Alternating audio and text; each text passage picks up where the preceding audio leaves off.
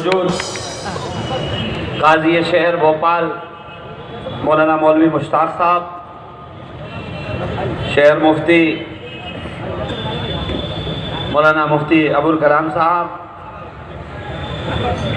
All India मिल्ली council के general secretary मौलाना रिफाई साहब, आज के सत्याग्रह की पूरी कमेटी और JNU की अध्यक्ष घोष और आरिफा खानम जी, पहले तो मैं आपसे माजरत चाहता हूं इन दोनों नौजवान संघर्षशील छात्र नेताओं से कि ये पूछ रही थी अभी मुझसे कि इकबाल मैदान इतना कम भरा क्यों दिख रहा है। तो मैंने कहा थोड़ा कार्यक्रम में मुझसे ज़रा तरतीब आज इन लोगों ने ली नहीं, ये तो भोपाल के मिजाज के हिसाब से तरतीब होती। और कल का अगर किसी ने नज़ारा देखा होता तो एक कोना भी नहीं था, कुर्सी तो आज पहली बार लगी है।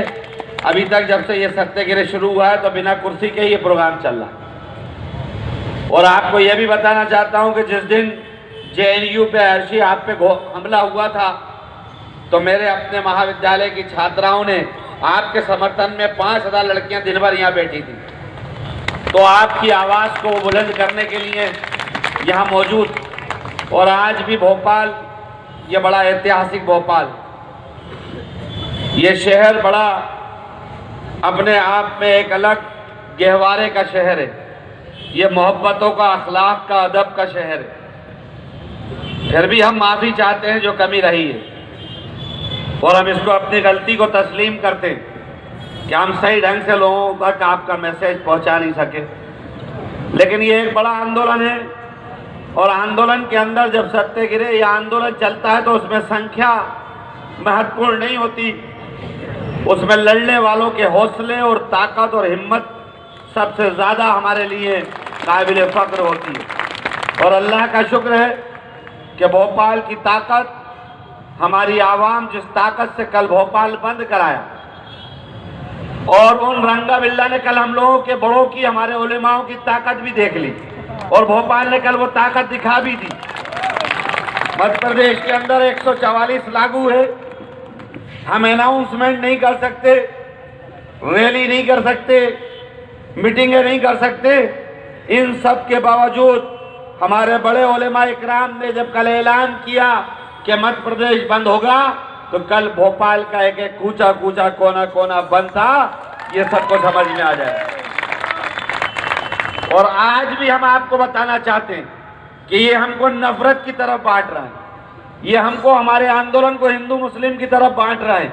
लेकिन हम इसे बंटने न दिया है, ना आगे बंटने देंगे। आज भी इस सत्याग्रह का नेतृत्व हमारे, चाहे आयशा जी हो, लज्जा शंकर अर्देनिया जी हो, माधुरी जी हो, बादल जी हो, विजय हो, और हमारे कामरेड लाल सलाम भाई शैली जी हो, आज भी हम इन्हीं के नेतृत्व में लड़ रहे हैं। हम तो पीछे दरी उठाने वालों में आज भी खड़े हैं और हम इन्हीं के नेतृत्व में ये लड़ाई लड़ेंगे। ये इस बात का सबूत है कि हम मोहब्बत बांटना चाहते हैं, नफरत रोकना चाहते हैं। बहुत सख्त कानून, लेकिन बहुत अच्छा हुआ, बहुत अच्छा हुआ ये कानून आने से। कम से कम जो लोग मफाद परस्ती में डूबे थे वो इस कानून के बाद निकले हैं। अब उनका मफाद बाहर आया, ज़मीर जागा है और मुत्तहिद कर दिया हिंदुस्तान के उन जाबाजों को। और शाहीन बाग का जब जिक्र होता है तो मैं कहना चाहता हूं मंच में बैठे सभी लोगों से कि शाहीन बाग के साथ साथ लखनऊ की घंटाघर की बहनों को आप मत भूलो, उन्होंने बहुत बड़ा साहसी कदम उठाया। जिस तरह शाहीन बाग की हमारी माँ बहनें 2-2.5 के टेम्परेचर में बैठी हैं, उसी तरह लखनऊ के घंटाघर पे जहां उनकी रजाई छीनी जा रही हो, उनके कंबल छीने जा रहे हो, उनको बैठने को दरी ना हो, उनके पास माइक ना हो, उसके बाद साहसी कदम उठाकर घंटों बैठे, इसलिए हम उनको सलाम करते हैं। उन्होंने देश को एक दिशा दी है। और सलाम JNU और जामिया और अलीगढ़ यूनिवर्सिटी को मैं बहुत साफ गोई से ये बात कहता रहा हूं और आगे भी कहूंगा कि जब पूरा देश सो गया था और इस काले कानून को कबूल कर लिया था, तब इन नौजवान लड़के लड़कियों ने आंदोलन करके इस देश को जगाया। इसलिए सलाम इस आपको।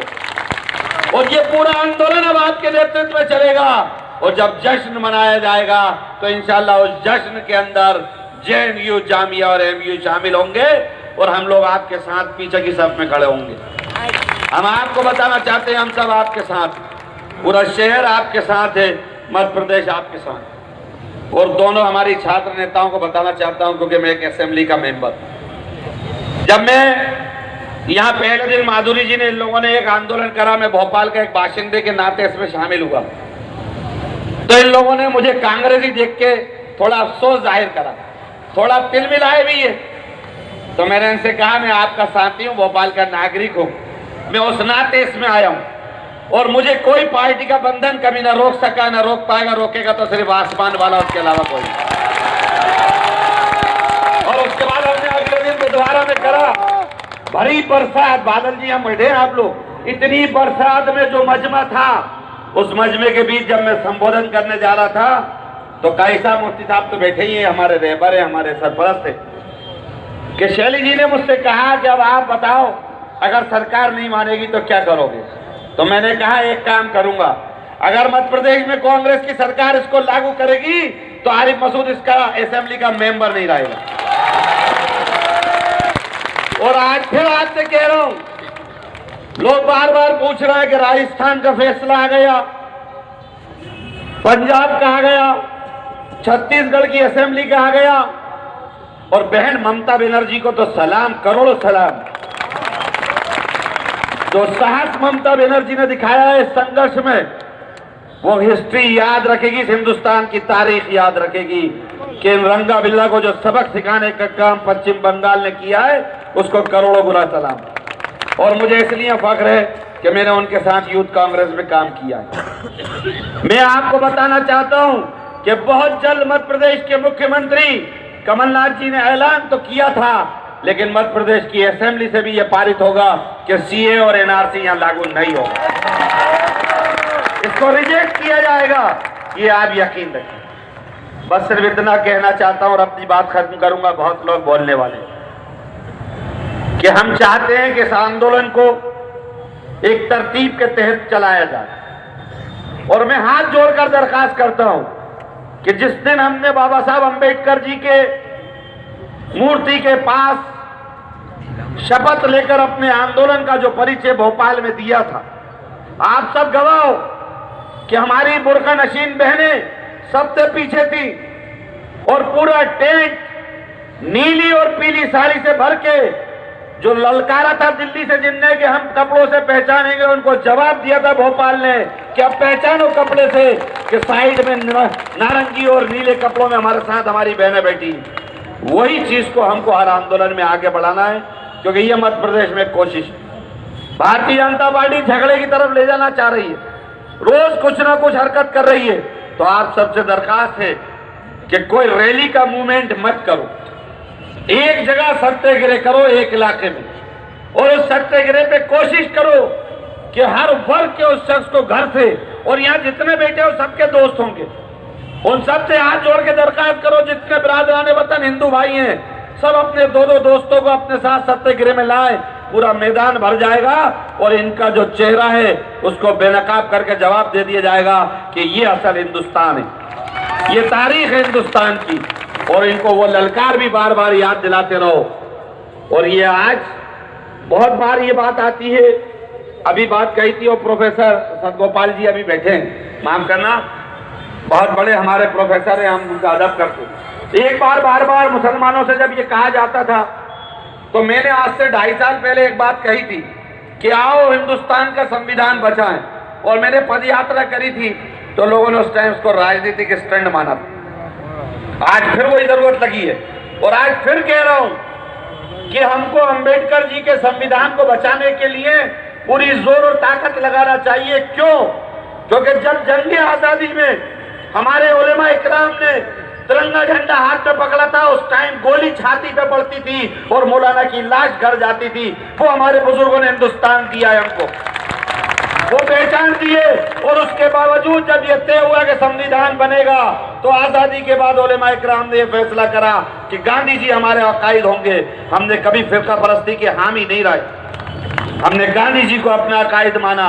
और जब बंटवारा हुआ तो लाल किले का वो भी याद रखना चाहिए कि जब मौलाना आजाद ने कहा था कि मुसलमानों रुको, हिंदुस्तान में तुम्हें इंसाफ मिलेगा, ये गांधी और जवाहरलाल नेहरू का देश है, तब हम लोगों ने भरोसा करके इस देश में रुकना पसंद करा था। तो आज हम सवाल करते हैं तमाम उन सियासी पार्टी के लीडरान जो घरों में बैठे हैं कि अब आपका ज़मीर जिंदा करो। जिस लब्बैक के ऊपर मौलाना आजाद ने यकीन करके हमको रोका था, अब हम इंसाफ की मांग आपसे करते हैं कि अपने घरों से और महलों से निकलो और हमारा साथ दो, तब हम मानेंगे कि आप इस देश के सही वफादार हो, सही अम्बेडकरवादी हो, सही गांधीवादी हो।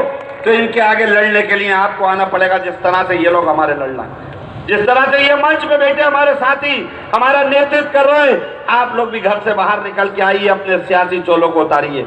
मैं आप सबका बहुत वक्त लिया, लेकिन इंशाअल्लाह आपको ये यकीन दिलाता हूँ कि एक भाई के रूप में जो जिम्मेदारी आपने दी है उसको आगे करता रहूँगा और ये सत्याग्रह तब तक चलेगा जब तक NRC और CA खत्म नहीं होगा। जय हिंद, जय भोपाल। बहुत बहुत शुक्रिया।